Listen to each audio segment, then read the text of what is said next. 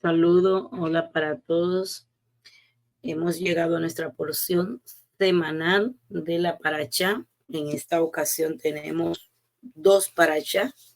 Ambas son bien corticas, así que estamos llegando al cierre de la porción, del libro de Barín. Estamos llegando a un cierre para tener un nuevo comienzo de estudio, de más revelación y de más elevación de nuestra conciencia.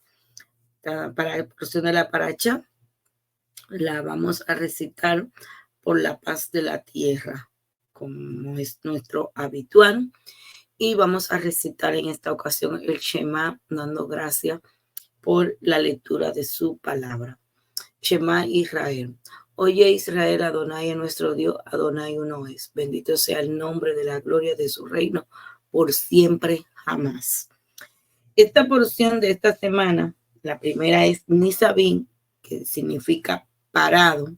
En esta paracha, que son los últimos días de la vida de Moisés, aquí se le da una advertencia final con un pacto que consiste en un juramento en el cual se establecen cosas no buenas que le sucederán a las personas que violen este pacto.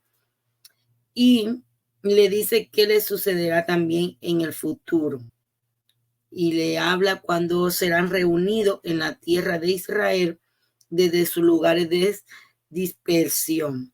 Le advierte que el estudio y el cumplimiento de los misbó y de la Torah está al alcance y las posibilidades de cumplirlo también.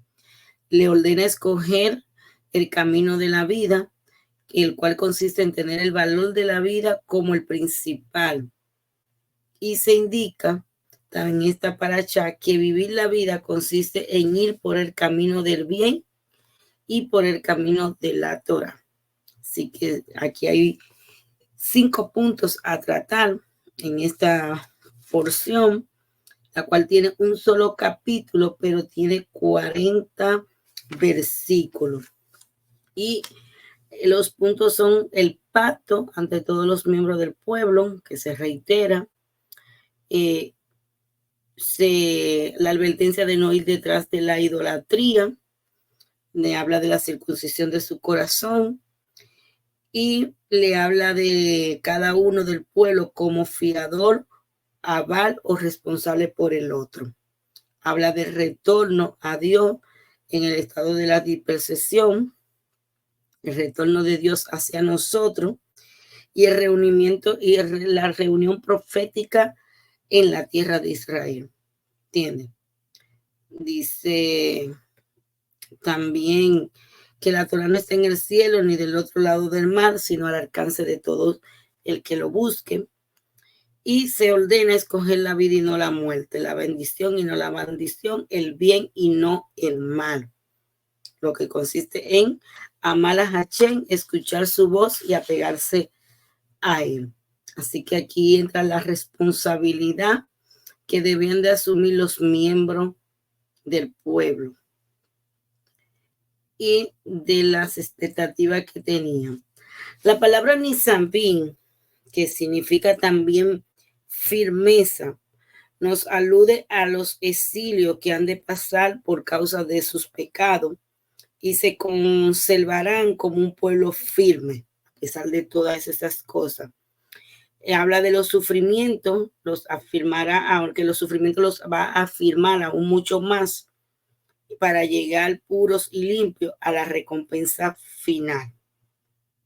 Así que si nos damos cuenta, el día empieza con oscuridad, que es la noche, y termina con la luz, que es la claridad.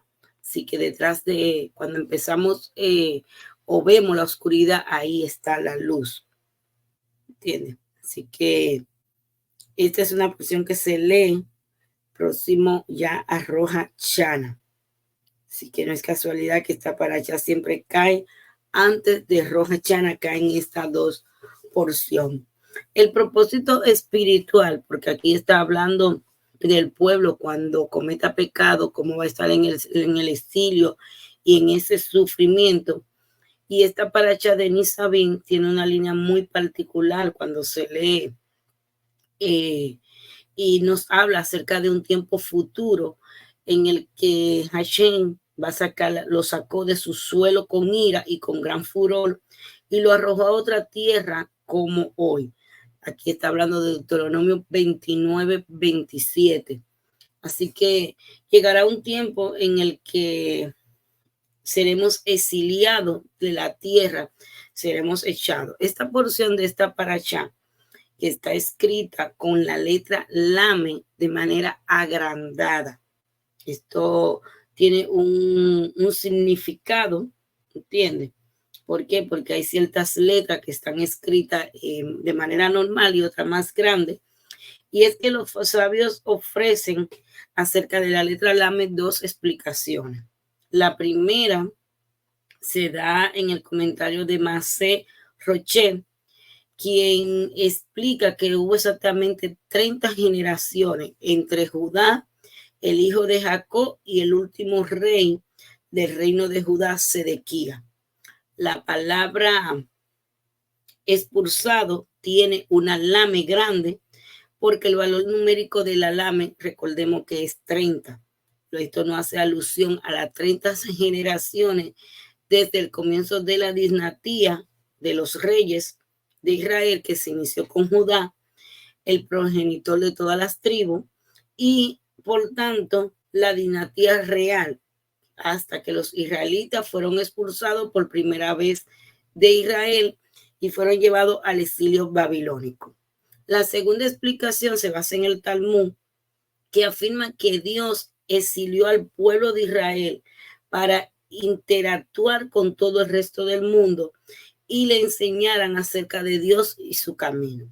Así que la misión era difundir los conceptos de la Torá y acercar a la gente al monoteísmo. Esto se logró y hay casi 2/3 de la población, según los cálculos del mundo, que creen en el Dios de Abraham, que es que solo existe un solo Dios. Así que tenemos muchos comentarios acerca de esto y de la intención del creador del mundo, que no está al alcance del hombre para comprenderse. O sea, nosotros no podemos comprender la intención de Dios cuando Él hace sus cosas, cuando Él permite que ciertas cosas pasen. ¿Por qué? Porque sus caminos no son nuestros caminos, ni sus pensamientos son nuestros pensamientos. Así que era un propósito, vamos a decirlo así, que se adoptara, que los pueblos adopten un lenguaje mucho más puro e invocaran y le sirvieran a un solo Dios con un mismo propósito. Así que el pueblo, al ser exiliado, el exilio del pueblo por el mundo, se pudo difundir el conocimiento y los conceptos más importantes. Así que por eso hoy estamos todos familiarizados y escuchamos a menudo todas estas revelaciones. Esto es lo que se intenta explicar, ¿entiende? Con esta letra Lame de manera agrandada, que significa literalmente enseña. Por lo tanto, el propósito de la Lame agrandada de la palabra expulsado es difundir por todo el mundo Dios es uno, ¿entiende? Es expulsado, pero tiene una lame y significa enseñar, o sea, difundir todo lo que era la Torá por todo el mundo. Eso era lo que se buscaba y se pretendía, según nos dice el Talmud, al pueblo ser llevado al exilio de Babilonia. Así que en esta porción se habla también de ¿cómo se dice? La responsabilidad civil mutua que tenemos el uno por el otro, ¿entiendes? Como se dice, yo soy garante de mi hermano, así se dice en una porción anterior a esta. Y se habla que castigo de todo por uno Con más razón, ese mismo concepto de unión provoca protección de uno hacia el otro. Así que no habla del juramento, porque dice, vuestros niños y vuestras mujeres y el poselito que está dentro de tu campamento, desde que corta tu leña hasta que entre en tus aguas, para hacerte pasar en el pacto de Dios tu Dios y en su juramento. O sea, hay un juramento que jamás será cambiado, que no lo cambiará por otra nación. Esta nación es la nación, vamos a decir, preferida del Creador, y ya estaba ahí puesto. Así que es como un matrimonio sin opción a divorcio. No nos podemos divorciar. Tú y yo estamos unidos y no nos vamos a separar.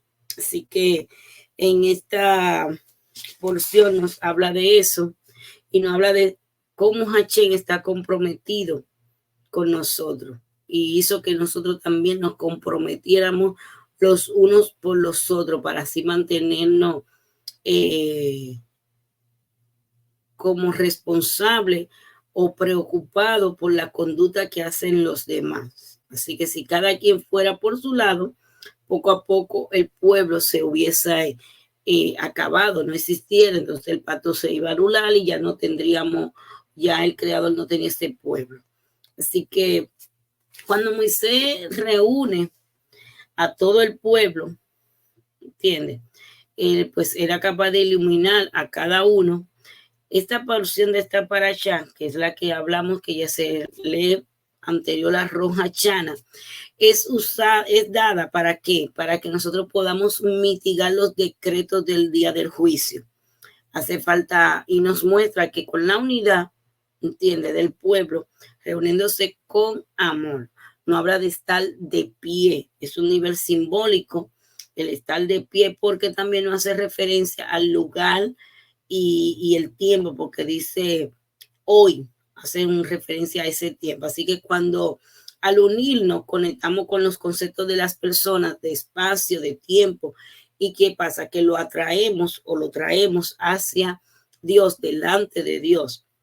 Así que estar de pie también nos hace alusión a las plegarias que se hacen de la mitad, que son de pie, pero también nos dan una lista de 10 líderes, 10 clases de personas que tendrían que comparecer principalmente, aunque era todo el pueblo, pero dice que debía de hacer una lista de tus líderes, las cabezas de la tribu, de tus ancianos, de tus oficiales, de todo hombre de Israel, tus hijos, tus mujeres, tus conversos y aquellos que cortan la leña y aquellos que traen el agua. Así que era muy importante la unidad.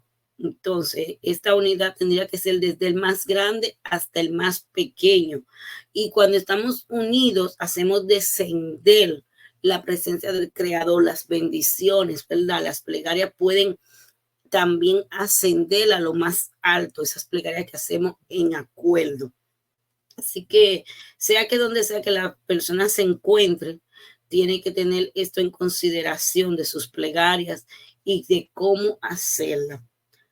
Y cómo provocamos cuando estamos juntos, unidos para, pues, vamos a decir, hacer que nuestras plegarias asciendan más hacia allá.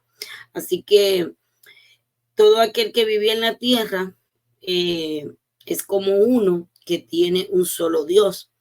Y estos personajes, estas 10 categorías de personas corresponden también a los 10 dedos de nuestras manos. Cuando la persona aplaude durante sus plegarias, adoración, que junta los 5 dedos de las manos, puede despertar ese aire puro de la tierra y traer sobre sí la santidad. De hecho, muchos dicen que podemos elevar un poquito más la derecha hacia arriba, dejando la de la izquierda hacia abajo, porque la izquierda tiene mucho que ver con el din, con el juicio, y así poner la yesel, la bondad más arriba. Esto también ocurre cuando damos nuestra sedacá o nuestro diezmo en la congregación, como lo tomamos en la mano izquierda, porque la mano izquierda retiene mucho, entonces debe de abrirse para dar. Así que dice que aún las personas que no estaban ahí eran importantes. O sea, aquí no están hablando de las generaciones futuras. El efecto que esas promesas que el Creador le dio en este momento al pueblo, cómo todavía repercutan en nosotros, cómo las promesas que el Eterno nos da a nosotros también repercutan en nuestras generaciones, pero también así pasan con las maldiciones. Una mala conducta mía no solamente me afecta a mí en mi presente, también afecta a mis generaciones futuras. Y eso mismo pasa con las bendiciones. Así que esto estaba estipulado en esta porción de la paracha, porque dice, todos ustedes, aquel que no está aquí también era contado en Deuteronomio 29:14. Así que cuando nosotros cumplimos una misma, un mandamiento, adquirimos ciertos méritos o créditos que para nosotros, pero también para nuestra familia, para nuestras generaciones futuras, ¿entiendes? Y lo opuesto pasa cuando no lo hacemos o hacemos cosas que al Eterno no le agradan. Una por una mala acción va a traer también una consecuencia, o sea, una acción trae una consecuencia. Así que la oscuridad del día hace referencia a la confusión de la generación de la generada por la mala inclinación, y el brillo del día no hace, la luz del día no hace ver la capacidad de superar ese mal. O sea que cada día contiene a ambos. En un solo día tiene tanto el bien como tiene también el mal. Así que no puede decir de la luz que está oculta en ese descenso, porque en estos días hemos estado tratando de elevarnos hacia vida. Pero hay una enseñanza que se transmite, ¿entiende? Y que resuena con los ritmos profundos del viaje de nuestra alma. Y es que si nosotros no tenemos una caída, no nos podemos levantar. Necesitamos muchas veces caernos y estar en ese estado de oscuridad para poder experimentar la luz. Y el Midrash siempre nos recuerda que en cada caída hay una semilla de bondad, una chispa de luz que está esperando ser revelada. Entonces nos caemos para revelar esa chispa de luz que está ahí. Así que la ventaja de la luz siempre va a estar sobre la oscuridad. Y el propósito de nosotros caer, de tener ese descenso, es para hacer espacio para un ascenso mucho más alto, mucho más elevado. ¿Entiendes? Así como la oscuridad de la noche nos prepara para apreciar el amanecer del siguiente día. Así que cuando caemos, no estamos abandonando, porque la bondad de Dios es infinita, ¿entiendes? Es amoroso. Es simple y llanamente que se está ocultando Él mismo en ese momento de descenso para que nosotros podamos buscarlo, encontrarlo. Es como un juego. Así que nosotros... el Zohar nos dice que no hay una luz, no hay luz excepto la que sale de la oscuridad, la que emerge de la oscuridad. Así que cada caída no es un fracaso, sino una etapa que nos va a llevar a un desarrollo, y en cada momento de oscuridad es una oportunidad para descubrir esa conexión con el Creador, esa conexión mucho más profunda que vamos a encontrar a través de buscarlo. Así que tenemos que tratar de aprovechar, tal vez por decirlo de esta manera, y entender esos ciclos divinos de contracción, expansión, de ocultamiento y revelación que se presentan en nuestras vidas. Así que cuando ese sufrimiento llega a nosotros, nos da la capacidad o nos modera la capacidad de soportar las presiones de la vida diaria. Nos fortalece para nosotros encarar ese futuro, ¿entiendes? O sea que en esta porción que se dice, hoy están ustedes de pie, y luego se hace el relato de las maldiciones, que fue lo que ocurrió en la paracha pasada, anterior. El pueblo escuchaba a Moisés pronunciar las maldiciones y su rostro cambiaba, porque quién decía quién va a ser capaz de soportarla. Así que Moisés le dice al pueblo, ustedes hicieron enojar mucho a Dios muchas veces o varias veces, y hoy ustedes están delante de su presencia a pesar de que lo hicieron molestar. Y son estas maldiciones y los sufrimientos lo que nos han fortalecido a permanecer. ¿Por qué? porque cuando conocemos las maldiciones, nos vamos a esforzar por mantenernos de pie delante del Creador, porque sabemos que solamente en Él vamos a estar completos. Así que cuando la persona sufre el ataque de otro, se vuelve a Dios y él viene y lo ayuda a temer más aún a Dios. O sea, que la oposición de los demás muchas veces nos ayuda a acercarnos más a Dios, nos ayuda a expiar los pecados de las personas, el sufrimiento de los retos que nos hacemos, que muchas veces son bien difíciles de soportar, nos ayudan en nuestra vida, tanto física como espiritual. Esos retos que nosotros no hacemos, que muchas veces tal vez se pueden ver como un poquito de orgullo, pero es un orgullo, yo diría que para bien, porque me mantiene firme, me mantiene en la visión y saca, vamos a decirlo, un aceite fresco de mí, saca una fortaleza que tal vez uno no sabe que tiene en ese momento ahí. Así que cuando estaban unidos, que merecían la revelación divina. Al estar unidos se presenta en ese momento y se da cuenta que también hay un nivel intermedio. ¿Cómo les explico esta parte? Dice que todo lo que Dios ha dicho haremos y oiremos, cuando lo dijeron en Éxodo 24:7, que fue la declaración. Esto se encuentra al alcance de las personas. Oiremos, que es sinónimo de la Torah oculta, que por el momento se encuentra más allá de nuestro alcance. Aquí hay un nivel intermedio llamado las palabras de la Torah. Esto hace referencia a los dichos de la Torah que vienen acompañados por los mandamientos. Así que Dios le dijo a Moisés que es parte integral de la Torah, pero que no es una misma en sí misma, cuando le está dando la ordenanza de las cosas secretas que le pertenecen a nuestro Señor. Y nosotros tenemos que tratar de encontrar esa parte revelada que sigue hablando, de tratar de revelar aquello que se encuentra oculto y que solo le pertenece a Dios. Nosotros tenemos que tratar de encontrar eso oculto. ¿Para qué? Para que cuando se nos sea revelado, nosotros lo podamos revelar. ¿Entiendes?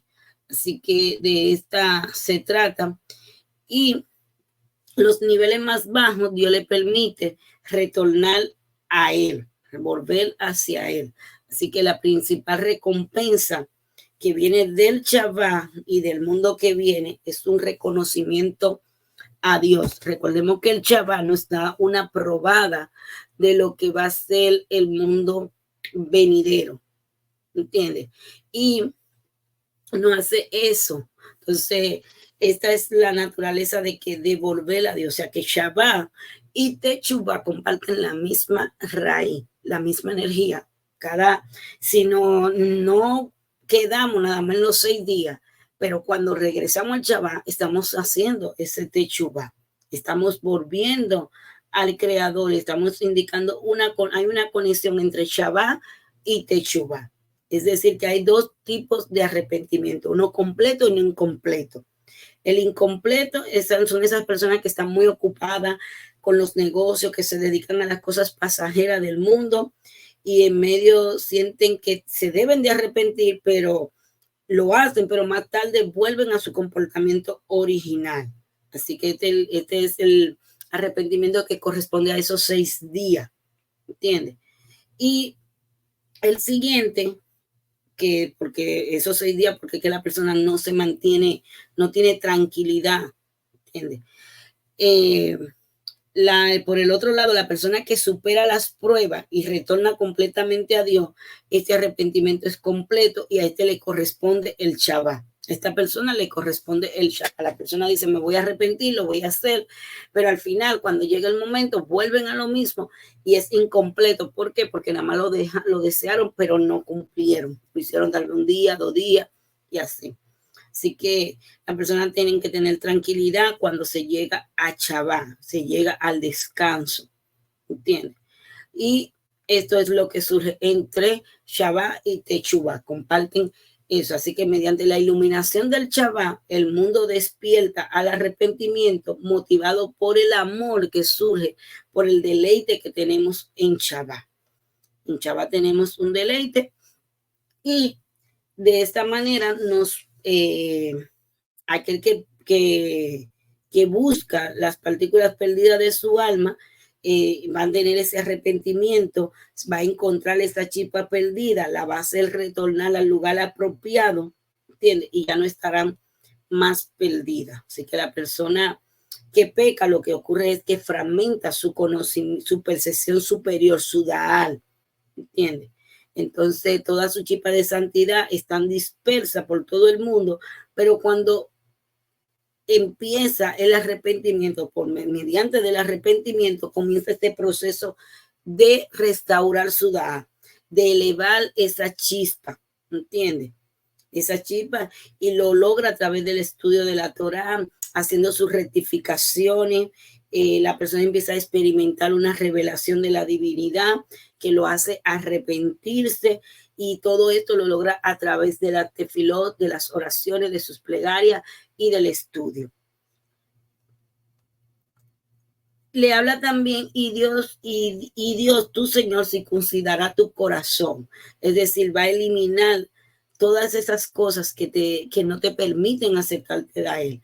Todas esas cosas que no te permiten que te arrepientas. ¿Por qué? Porque cuando la persona se arrepiente, elimina de ella la locura que la llevó a pecar, o lo llevó a pecar, y lo lleva a alcanzar ese corazón puro. Entonces ahí va a poder orar con una mente mucho más clara. Las personas que pecan, especialmente aquellas que hacen transgresiones sexuales, hacen que su corazón quede inmenso, como sumergido en una locura. Entonces, cuanto más peca, más pierde el control.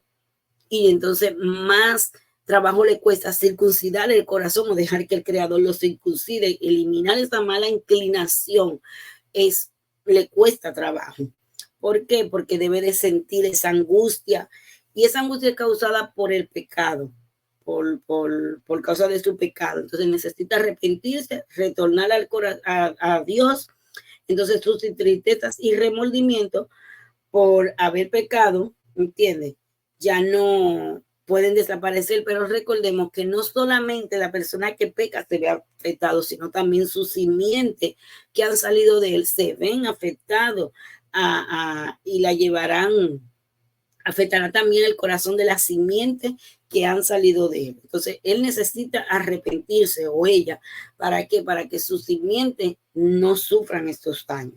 Así que las almas desencadenadas que fueron creadas por vertir fuera, por una emisión en vano, al igual que su descendencia humana, también son afectadas. Así que tenemos este tiempo propicio de luz para traer ese arrepentimiento que tanto necesitamos.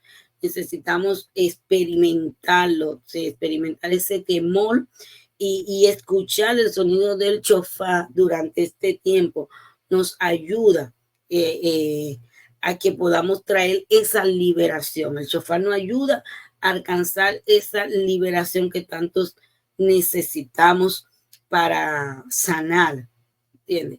Así que cada esfuerzo que nosotros hacemos, por más pequeño que sea, cada sacrificio que también se pedían, las ofrendas de las ovejas, de la paloma, para la mantención del templo también se pedía el medio chequén, que era medio, no entero. Se habla aquí de los sisit, de los tefilí, todo eso estaba ¿para qué? Para que nosotros nos pudiéramos acercar al Creador, ¿entiendes? O sea, los que están tal vez perdidos no practican nada de esto, pero nosotros que queremos recibir más, que buscamos más, vamos a usar estas herramientas ¿para qué? Para alcanzar ese nivel de kedushá, de santidad, para poder estar con el Creador. Así que no hay límite en cuanto a lo que nosotros queramos alcanzar, en cuanto a una persona quiera alcanzar la espiritualidad, ¿entiendes? Dios no nos demanda un esfuerzo sobrehumano, ¿entiendes? Sino nos demanda que nosotros estemos cumpliendo todo lo que ya Él dejó estipulado, ¿entiendes? Que nosotros podamos hacerlo. No todo está lejos, todo está aquí al lado de nosotros y nosotros tenemos la capacidad para cumplirlo. Así que debemos de cuidar que nuestra boca, nuestro corazón, nuestras relaciones sexuales deben de ser cuidadas apropiadamente, ¿entiendes? Porque la principal manera de traer la divinidad es mediante nuestra boca y nuestro corazón. Entonces, deben de estar cerca, tanto la boca como el corazón, que lo que yo hable es porque yo lo siento, yo lo estoy expresando. Así que debemos de verbalizar. Hay dos tipos de percepciones o de luces espirituales que salen en esta porción, que es la interna y la trascendente. ¿Entiendes? Las percepciones que las personas comprenden con su intelecto, que se dicen que están conectadas en su mente, mientras que aquellas les son imposibles de comprender, se dice que son las que están afuera, que es la luz circuncidante, que está afuera, que no ha podido entrar porque todavía no la comprende. Pero cuando la empezamos a comprender, empezamos entonces a esa luz que está afuera, integrarla dentro de nosotros para que se una a nosotros. Así que debemos de tratar siempre de hablarle a los demás del conocimiento, de la conciencia del creador, de hablarle del temor al cielo. Así que cuando nosotros estamos alegres, Dios muestra su rostro, Dios envía su abundancia, pero cuando no lo estamos, ocurre todo lo contrario. Por eso es tan importante estar alegre, ¿entiendes? Así que nuestro rostro alegre tiene un poder, sonreírle a los demás, al recibirlo, puede elevar el espíritu de las personas y darle vida. Por eso es tan importante la alegría, ¿entiendes? Usada de una manera sabia y llena de vitalidad, de que pueda como contagiar a otro, por decirlo de esta manera. Así que cada alma está enraizada en la Torá, que es de donde recibe toda su vitalidad. Cuanto más unidos estamos, más grande será el grado de vitalidad que vamos a poder traer aquí a la tierra y a nuestras vidas en este tiempo. Es algo muy especial que esta porción nos trae, que tiene esa conexión y nos hace entender que nuestros días oscuros, nuestras oscuridades, nuestra caída, también nos van a llevar a dar un vuelco mucho más elevado. No por esto nos vamos a quedar como diciendo, oh, yo voy a hacer esto porque yo sé que aunque yo caiga en la oscuridad, no se trata de eso, no se trata de nosotros usar esa sabiduría, pero sí entender cuando hemos caído que algo el Padre está haciendo, que nos está llevando esa caída porque algo nos va a entregar.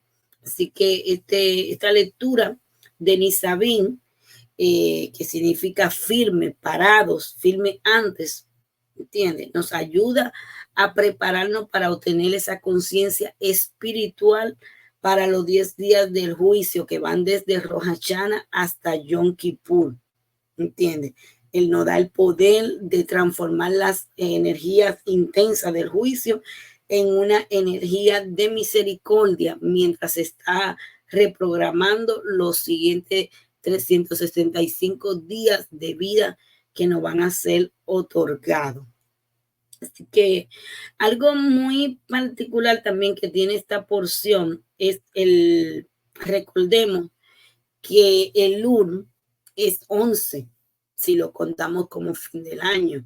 Si lo contamos de Nisan para acá, no es el 11, pero si tomamos el 11, ¿verdad? Y tomamos 11 puntos sobre una palabra que está en Deuteronomio 29, 28, la Nun, que quiere decir a nosotros y a nuestros hijos, ¿entiendes? El número 11 es muy significativo, elimina todo lo que es la negatividad y nos protege contra ella. De hecho, tenemos 11 tipos de incenso que se usaban para recatar la luz del creador, que habían sido entregadas a la quelipos, a esas cácaras negativas, que hacen la cácara negativa, encapsulan, ponen prisionera la luz. Entonces, tenemos 11 cortinas sobre el tabernáculo para protegerlo también de cualquier clase de negatividad. Y mediante estos 11 puntos en este versículo, tenemos la oportunidad de rescatar toda nuestra luz que fue capturada por las quelipos. Así que es un dato muy importante que nosotros lo tenemos, y esos puntos nos conectan con el 10º día de los 10 días de la expiación. O sea que en Nisabín los puntos nos conectan con el 10º día de la expiación, que es Yom Kippur, entiende, que ocurre solamente una vez al año. Así que al conectar con los 11 puntos durante esta lectura de esta porción de esta paracha, se nos da esta oportunidad de regresar espiritualmente en el tiempo a lo que le hemos causado dolor en el pasado, a quitar todo ese dolor. ¿Entiendes? Es un proceso de techubá, es regresar a la Hei, es regresar a la madre, a Bina. ¿Entiendes? Así que todo esto lo explicamos en la porción de Kitesel, cuando hablábamos de recobrar la luz que fue arrebatada por el lado negativo. Así que lo que significa rescatar la luz de la quelipó, recuperar esa luz, sanar ese dolor que nosotros le hemos causado a alguien o que nosotros mismos no hemos causado. Así que es reparar ese daño que hemos hecho. Así que estos 11 puntos nos enseñan cómo deberían de ser nuestros sentimientos hacia las demás personas, hacia nosotros, hacia nuestros hijos, ese despertar, ese amor. ¿Entiendes? Tener ese cambio genuino y consciente cada día y cada momento del año. ¿Entiendes? ¿Por qué? Porque lo necesitamos para nosotros poder avanzar. Así que en esta porción de Nisabín, que hablamos que tiene la letra Lame grande y está en el antes al mes de Tiri de Libra. La siguiente porción de la paracha de esta semana es Vayelé. Algunos nada más leen una y dejan esta para el final. Otros la leen como nosotros los dos juntos, porque nos quedan después 2 estudios que son acerca de todo lo que es el comienzo del año, Rosh Hashanah, y otra porción que ahora no recuerdo el nombre. Y muchos vuelven y la repiten para después cerrar el rollo de la Torah. Así que mientras vemos que nos dice esta porción, Vayelé, que fue, cómo la podemos conectar, que empieza Moisés hablando de los 120 años que tuvo, esos 120 años que él tuvo. Así que en síntesis nos habla cuando Moshe anuncia su retiro, le recuerda al pueblo que Dios hará de ellos una nación, hará con las naciones, le recuerda al pueblo lo que Dios hará con las naciones, le delega la responsabilidad a Josué, que ya tenía por nombre Yehoshua, que fue cambiado cuando fueron a explorar la tierra, y le ordena ser fuerte y valiente.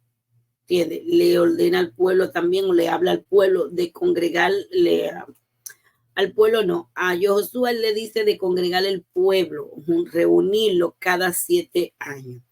Así que estos temas a tratar, que habla de dónde se va a congregar, de la misma de escribir un Sefer Torah y todo esto en esta porción, que es donde desde Moshe fue desde su propio lugar junto a la tienda de encuentro y caminó a través de todos los campamentos de las 12 tribus para despedirse de su amado pueblo.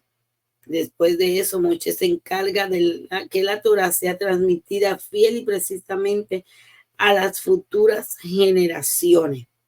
Así que Moshe consuela al pueblo sobre su próximo fallecimiento y le da 4 argumentos. Yo soy mayor de edad, él le dice. aunque no se hubieran ya no tengo fuerza, es el segundo, para abreviarlo. Dios me dijo que no podré pasar el Jordán, entonces mi permanencia en vida retrasa el sueño de ustedes de entrar a la tierra prometida. Y el cuarto, le dejo a cargo de alguien mucho mejor que yo, refiriéndose a Yehoshua. Así que la fuente de la sabiduría se cerraron, que se le cerraron a Moisés, ya no tenía ese conocimiento, ya no tenía Da'al, ¿entiendes? Así que cada día supo que en ese día era que ya él no tenía conocimiento de Dios, que iba a fallecer. ¿Por qué? Porque el cuerpo lo estaba limitando y él quería elevar, alcanzar niveles mayores, pero también quería que el pueblo entrara y viera la tierra prometida. Y como él explica aquí, si yo no me quito, por decirlo en estas palabras, ustedes no van a poder entrar. Así que él ya había alcanzado un nivel en el cual no pudo seguir avanzando mientras estaba en el cuerpo material. Ya tenía que dejar el cuerpo para que el alma pudiera ascender a otros niveles mayores. Así que ser fuerte es lo que se le aconseja a Yehoshua. Recordemos que Moisés representa el sol, Yehoshua representa la luna. El sol se mantiene constante, indica la alegría, la luz, mientras que la luna crece y decrece. Así que el daño de la luna viene enraizado en las depresiones, en las oscuridades. Yehoshua, que representa el crecer y el decrecer de la luna como la depresión. Así que el principal camino para vencer la depresión es buscar constantemente la alegría. Así que tanto Moisés le dijo a Josué varias veces, sé fuerte y valiente. Si nos vamos por el árbol sefirot, que no es tal caso, sabemos que Tiferi es el sol y Yeso es la luna. Así que cuando todas las fuerzas de Yehoshua provienen de Moisés, si Moisés no podía entrar a la tierra para conquistarla, entonces él le pasaba toda esa energía a Josué. De hecho, el creador le dice que lo busque, que lo llame y que se encuentran en un lugar con él. Entonces, después de fallecer Moisés, ascendió a un nivel mucho más elevado, ¿entiende? Y se anuló por completo delante de Dios. Así que Moisés fue incluido en ese poder infinito para hacer que brillar a su discípulo, hacerlo brillar, darle esta fuerza que él necesitaba, esa fuerza de su maestro para que pudiera conquistar la tierra. Así que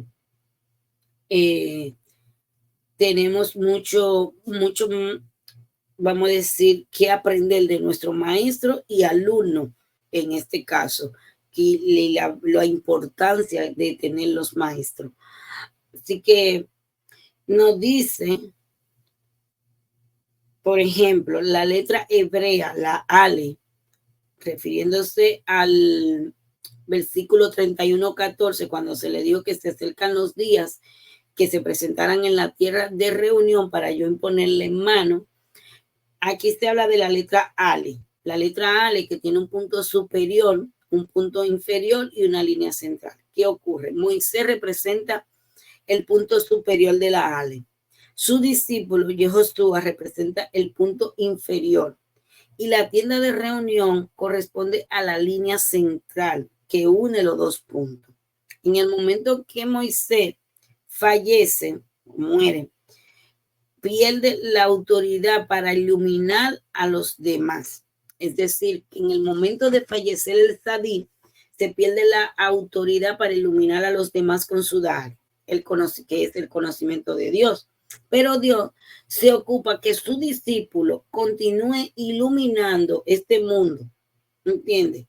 Con las enseñanzas del Sadí. Así que Dios le dijo a Moisés, para que tu luz, el punto superior de la Ale, continúe brillando, llama a Yehoshua, ¿entiendes? Y tu luz debe de ser dirigida hacia el punto inferior, que es donde él se encuentra.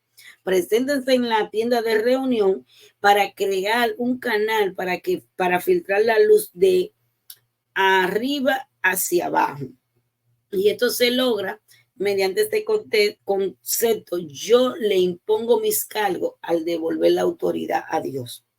Así que esto es una gran enseñanza que se habla aquí, y el Rebbe Nahman de Breslo enseña que cada vez que un rabino, un maestro y un discípulo se juntan, ellos crean conjuntamente una tienda de reunión. Cada vez que nos reunimos con nuestro maestro, creamos esta tienda de reunión. Así que hay muchas cosas. Y aquí en el 31:16, he aquí que vas a yacer con tus padres y se levantarán. No habla de la resurrección futura, ¿entiendes? Dios le está diciendo a Moisés que tan pronto como él falleciera, se levantarían los adí merecen una inmediata resurrección a la vida eterna.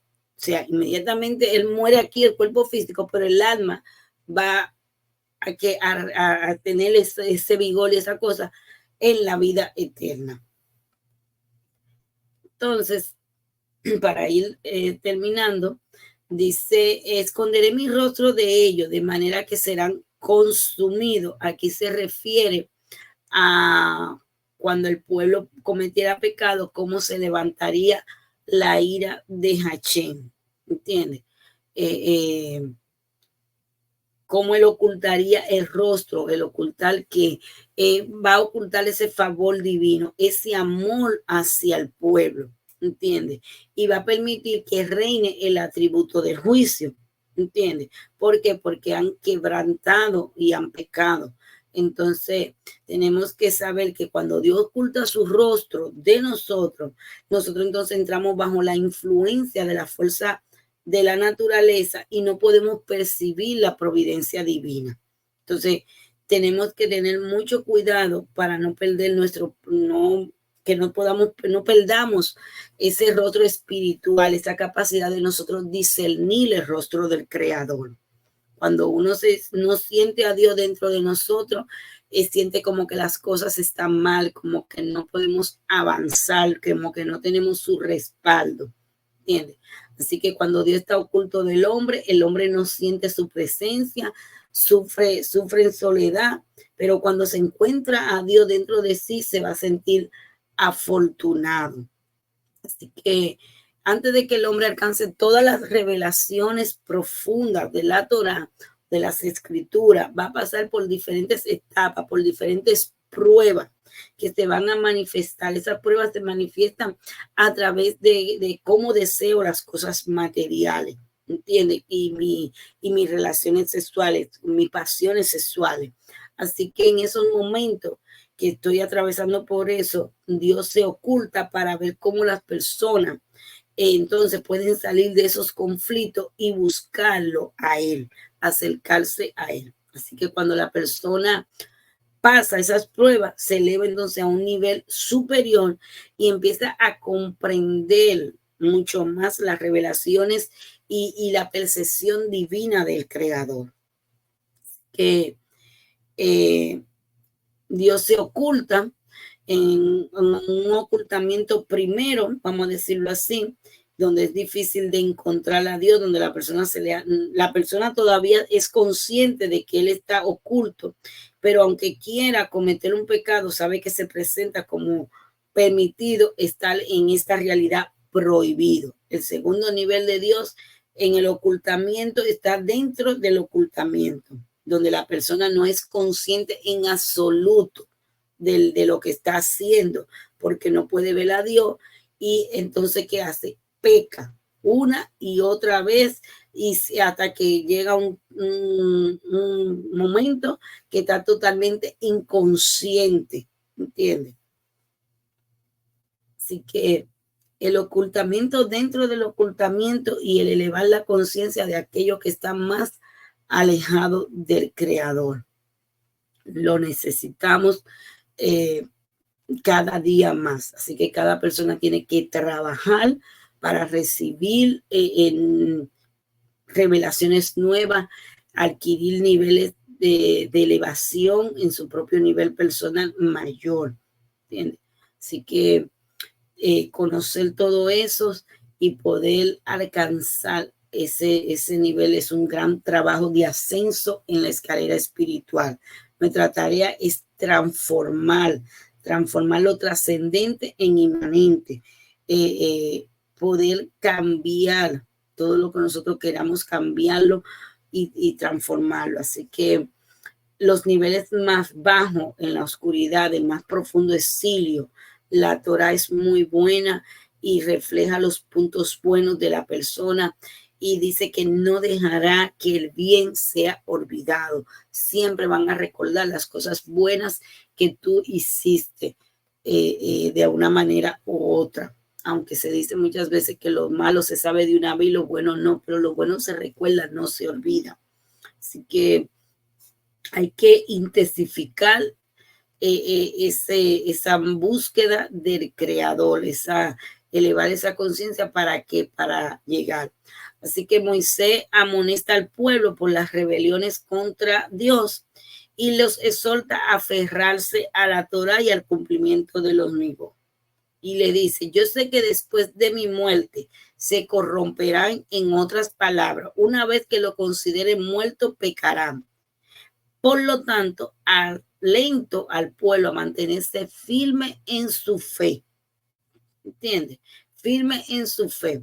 Así que el fallecimiento de Moisés, el pueblo no se corrompieron, sirvieron a Dios todos los días de Yehoshua y todos los días de los ancianos que vivieron después de Yehoshua. Mientras discípulo esté con vida, el maestro sigue con vida. ¿Por qué? Porque el maestro sigue iluminando al discípulo. Así que después que él fallece, el Zohar no dice o enseña que Moisés nunca falleció, sino que continúa sirviendo a Dios allá arriba, por decirlo de este modo, mientras los discípulos se mantengan inmensos en el estudio, en sus enseñanzas, él nunca va a fallecer. Se está refiriendo a una época en que el pueblo olvidaría sus enseñanzas o se volverían perezosos y dejarían de estudiarla, pero las enseñanzas del Sadí no serán ignoradas.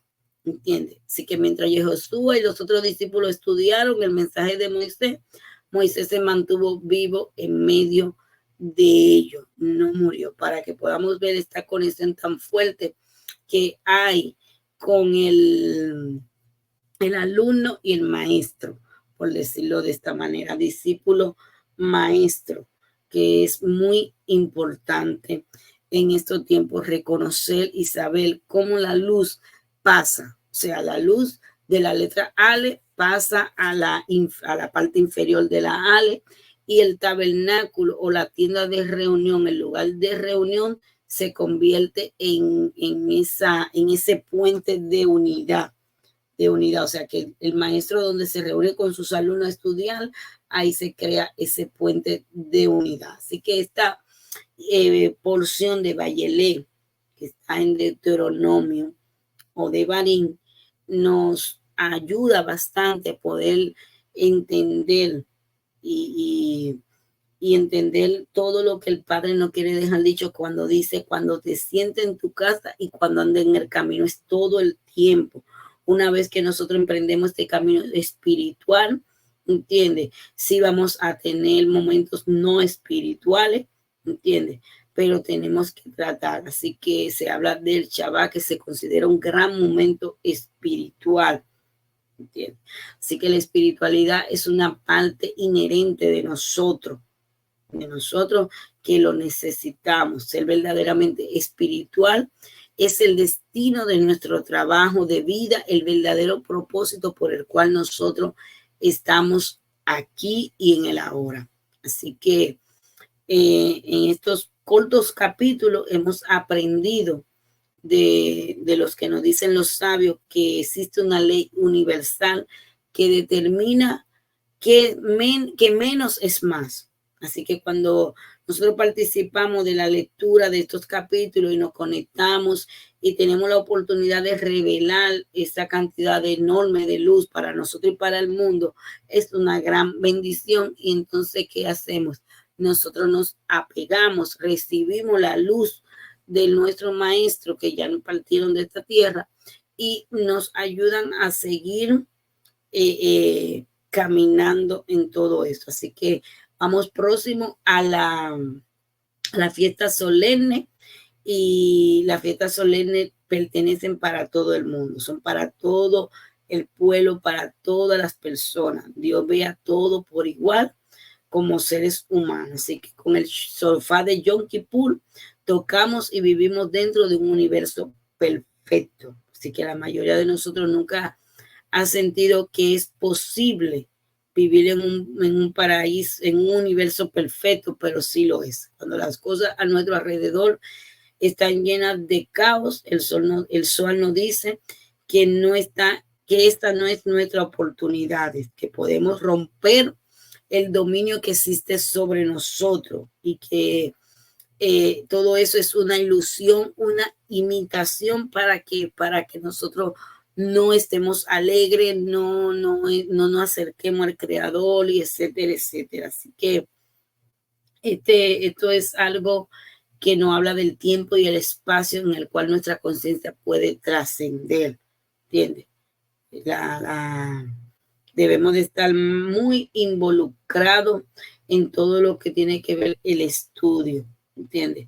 Leer, analizar. ¿Y por qué? Porque se nos va a dar una oportunidad de conectar con este tipo de energía al fin de que nosotros nos podamos elevarnos por encima del tiempo, del espacio, del movimiento, ¿entiendes?